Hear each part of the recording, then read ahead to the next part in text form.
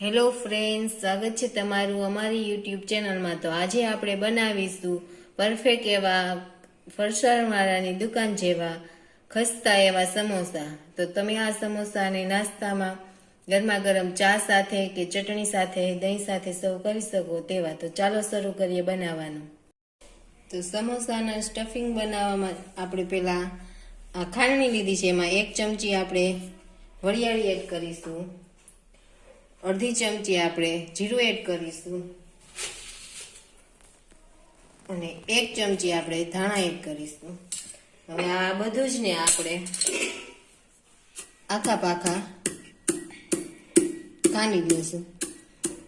આપણે આખા પાખું ખાંડી લીધું છે। તો હવે આપણે વઘાર કરવા માટે આપણે આ પેન રાખી દીધું છે। તો એમાં તેલ આપણે 2 ચમચી જેટલું એડ કર્યું છે। તો તેલ ગરમ થાય પછી તેલ આપણે ગરમ થઈ ગયું છે। તો હવે એમાં આપણે આખા પાખા ખાંડેલા ધાણા, જીરું અને વરિયાળી એડ કરશું। સારી રીતના આપણે સાતળી દઈશું, થોડોક કલર ચેન્જ થાય ત્યાં લગી।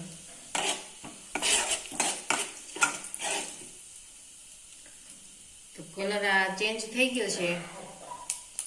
હવે આપણે આમાં 1 ચમચી આપણે લીલું મરચાંની પેસ્ટ એડ કરીશું, 1 ચમચી આપણે આદુની પેસ્ટ એડ કરીશું,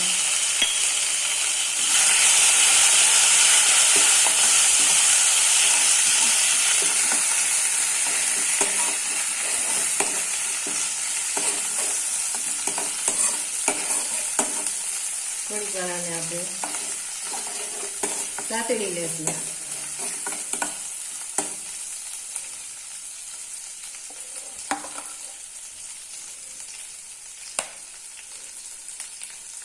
અને અહીંયા આપણે 1/4 કિલો બટેટા બાફીને લીધા છે અને હાથેથી જ આ મેશ કર્યા છે।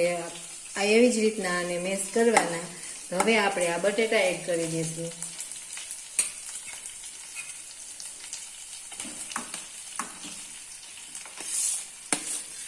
આપણે બટેટા એડ કરી દીધા। હવે આપણે આ 150 ગ્રામ વટાણા લીધા છે બાફેલા, અને હવે આપણે એમાં બધા જ પેલા મસાલા કરી લેશું। તો આ અડધી ચમચીથી ઓછી આપણે હળદર એડ કરીશું, 1 ચમચી જેટલું ધાણા જીરું પાવડર, 1 ચમચી જેટલું આપણે લાલ મરચું પાવડર કે તમારે જેટલું તીખું જોતું હોય એ પ્રમાણે,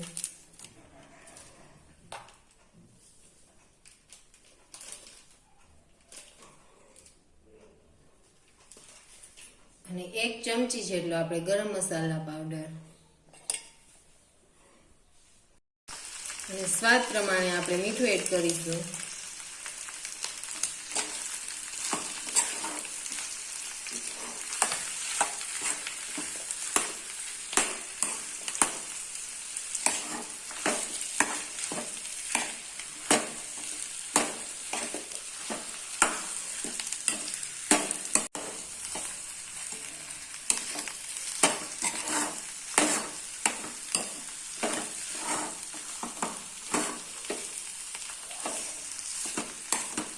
હવે આને આપણે 2 મિનિટ જેવું પાકવા દઈશું। 2 મિનિટ પાકી ગયું છે। તો હવે આપણે ગેસ બંધ કરી દઈશું અને અડધો લીંબુનો રસ એડ કરીશું, કે પછી તમારે જેટલું ખટાશ જોતી હોય એ પ્રમાણે, અને થોડાક લીલા ધાણા એડ કરીશું। અને હવે આ બધી જ વસ્તુને આપણે મિક્સ કરી અને ઠંડુ થવા દેશું। આપણે લોટ બાંધીશું। લોટ બાંધવા માટે મેં આ 250 ગ્રામ મેંદો લીધો છે। તો હવે પહેલા એમાં આપણે આ 2 ચપટી જેટલા અજમા હાથેથી ક્રશ કરી અને એડ કરી દઈશું, અને સ્વાદ પ્રમાણે આપણે મીઠું એડ કરીશું,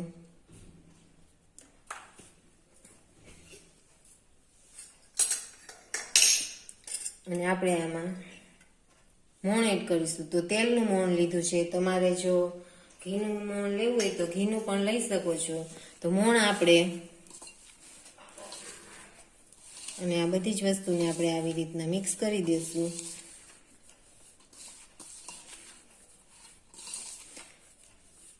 મોણ આપણે મુઠ્ઠી પડતું મોણ લેવાનું છે.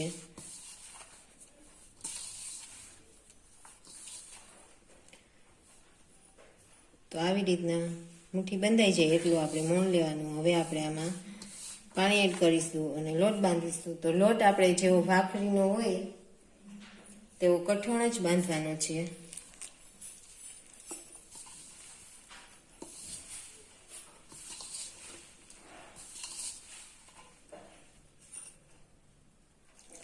થોડું થોડું જરૂર પડે એટલું પાણી આપણે લેતું જવાનું.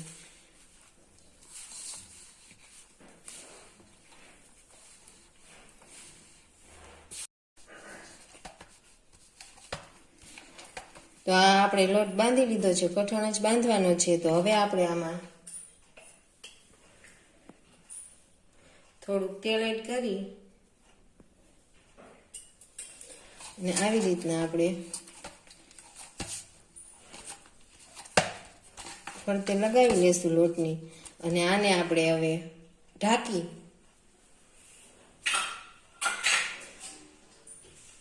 તો હવે આને આપણે ઢાંકી અને 15 મિનિટ રેસ્ટ આપીશું. તો આ લોટ બાંધી અને આપણે 15 મિનિટ રેસ્ટ કરવા રાખી દીધો તો સરસ એવો સેટ થઈ ગયો છે. તો હવે આપણે ખાલી આને આવી જ રીતના 1 મિનિટ લગી મસળી લેશું. તો હવે આપણે આમાંથી લુવા તૈયાર કરી લેશું. તો આવડી સાઈઝના હું બધા જ લુવા તૈયાર કરી લઈશ. તો આટલા લોટમાંથી 9 લુવા થયા છે. તો હવે આપણે આમાંથી એક લું લઈ અને આની આપણે રોટલી વણી લેશું. ગોળે જ વણવાની છે રોટલી વણીને. તો આમાં તેલની કે લોટની કાંઈ આપણે જરૂર નહીં પડે.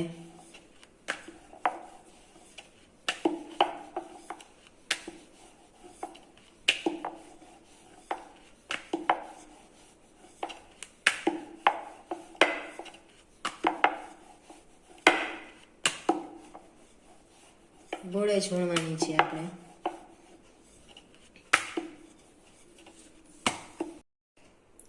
તો આ રોટલી આપણે વણીએ અને તૈયાર કરી લીધી છે. બહુ જાડી પણ નહીં રાખવાની અને બહુ પાતળી પણ નહીં કરવાની. આટલી થિકનેસ વાળી રોટલી રાખી છે. તો હવે આપણે આમાંથી 2 ભાગ કરી લેશું અને હવે એમાંથી ના એક ભાગ લેવાનો અને આવી રીતના આમ હાથમાં આંગળામાં લઈ લેવાનો અને આ ભાગમાં આપણે આંગળીથી પાણી લગાવી લેશું અને આ બીજો છેડો આપણે આવી રીતના રાખી દેશું અને આવી રીતના હાથેથી જરાક પ્રેસ કરી લેશું. તો 2 છેડા આપણે પેક કરી લીધા. હવે એમાં આપણે સ્ટફિંગ એડ કરીશું. જેટલું સમય એટલું આપણે સ્ટફિંગ લેવાનું અને હવે આપણે આ કિનારી ઉપર ફરતે એવું પાણી લગાવી દેશું એટલે આપણું સમોસું તેલમાં ખુલી ન જાય. અને હવે આપણે આ 2 છેડાને આપણે આવી રીતના બંધ કરી દેવાના.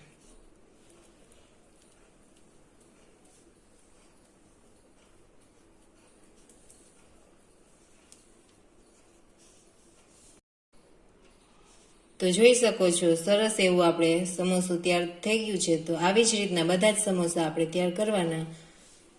હજી એકવાર હું તમને સમોસું વાળતા બતાવીશ. તો એના આ એક છેડો આપણે આવી રીતના હથેળીમાં લેવાનો અને અહીંયા કોર ઉપર આપણે પાણી લગાવવાનું. પછી આ બીજી કોર એના ઉપર આવી રીતના રાખી દેવાની અને ચીપકાવી દેવાનું.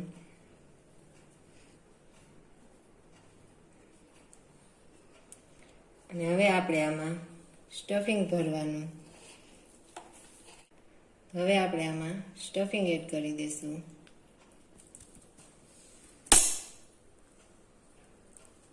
તો જેટલું સમાય એટલું આપણે સ્ટફિંગ એડ કરવાનું અને હવે આપણે કોર ઉપર પાણી લગાવી દેવાનું.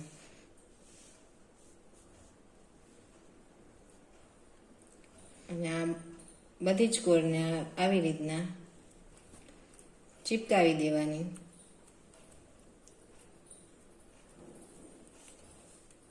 આવી રીતે.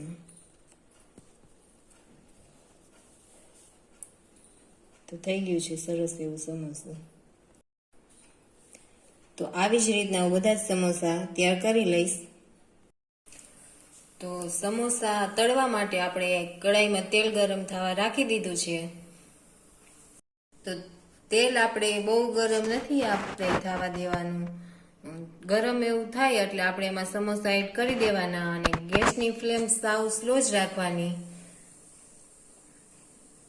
તો બહુ તેલ ફૂલ ગરમ આવ્યું નથી, તમે જોઈ શકો છો. તો આપણે ગેસની ફ્લેમ સાવ સ્લો જ રાખવાની અને આપણે આને 10 મિનિટ જેવો ટાઈમ લાગશે પાકવા દેવાના, એટલે સારા એવા પાકી જાય, એટલે ખસ્તા બનશે. તો આને થોડીક વાર આવી રીતના પલટાવતું જવાનું અને 10 મિનિટ લગીને આપણે પાકવા દેવાના. ગોલ્ડન બ્રાઉન થઈ જાય અને ક્રિસ્પી એવા થાય ત્યાં સુધી. તો તમે જોઈ શકો છો ગોલ્ડન બ્રાઉન થઈ ગયા છે અને સરસ એવા ક્રિસ્પી થઈ ગયા છે. તો હવે આપણે અને તેલમાંથી લઈ લેશું અને આ તેલ નિતારી લેશું અને ગરમા ગરમ આપણે સર્વ કરી દેશું ચટણી સાથે. તો ત્યાર છે આપણા ખસ્તા એવા સમોસા. જો તમને અમારો આ વિડીયો પસંદ આવ્યો હોય તો અમારી ચેનલને લાઈક કરો, શેર કરો અને સબસ્ક્રાઈબ